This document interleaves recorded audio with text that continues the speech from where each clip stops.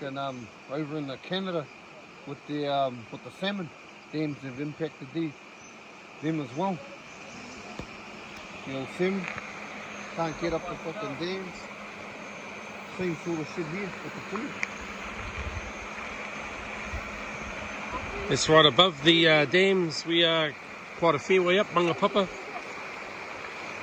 A lot of the sediment's washed down the bottom. It's like a desert in here. The habitat's better. It's got all the rock. Heaps of places to hide. Not many big pools. No tuna.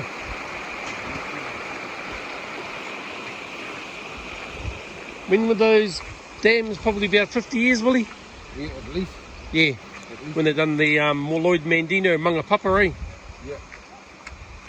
Little Mangapapa.